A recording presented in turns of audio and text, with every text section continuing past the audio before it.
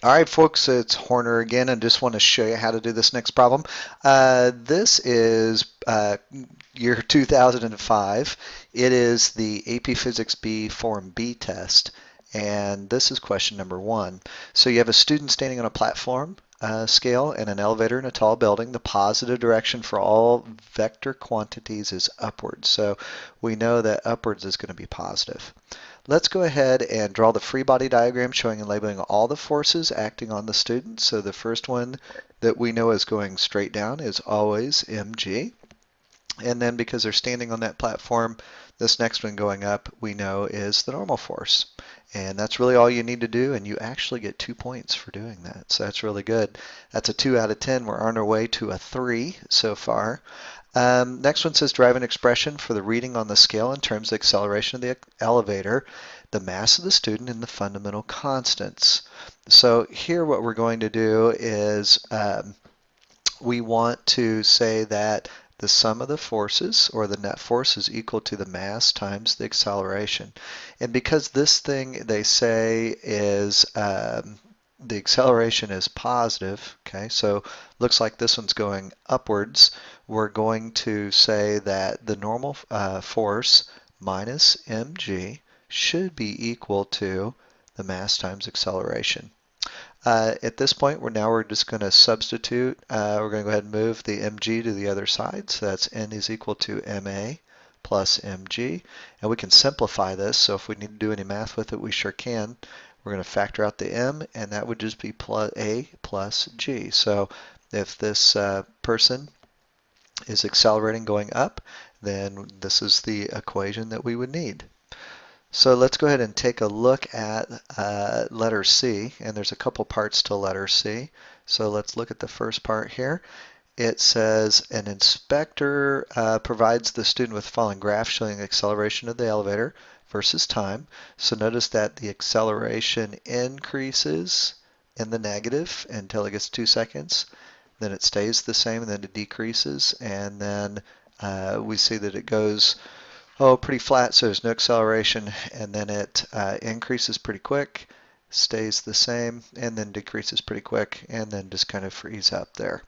So it says during what time intervals is the force exerted by the platform scale on the student a maximum value? So if we look at 12 to 16, that's where that maximum value for the force is, because remember, force is just really equal to mass times acceleration. So if our acceleration is really big, then our force should be really big too. Um, so that's one time interval that it is the force exerted is a maximum value. And as long as you've got that, you should be set. So this next one, so we really need to put that answer in again, I guess. So 12 to 16 seconds. They want to know what is the magnitude of that maximum force for a 45 kilogram student. At this point, we need to kind of check the value that we have there. So this is 1, this would be 1.2, 1.4, 6, 8, and 2. So it looks like our value for acceleration here is equal to 1.2 meters per second squared. So at that point, let's go ahead and clear everything out here so we can see what we're doing.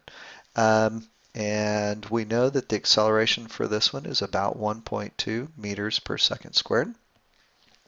We're going to use our equation that we had before. N is equal to m times g plus a.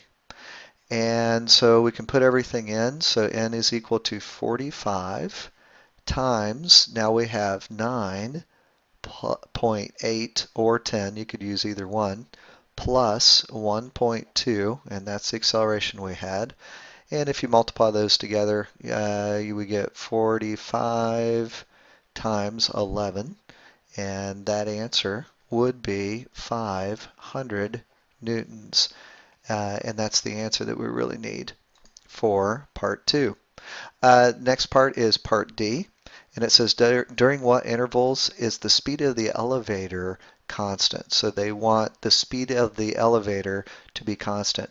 Speed of the elevator is constant whenever you have basically zero acceleration. Be careful, this means it's accelerating. You don't have constant speed. This the acceleration is changing, so you definitely don't have constant speed. So the only areas where you have constant speed are here and here. So the time intervals would be somewhere around 7 to 10 seconds, and then the other value would be 17 through 20 seconds. And that really is the end of this problem. Pretty simple.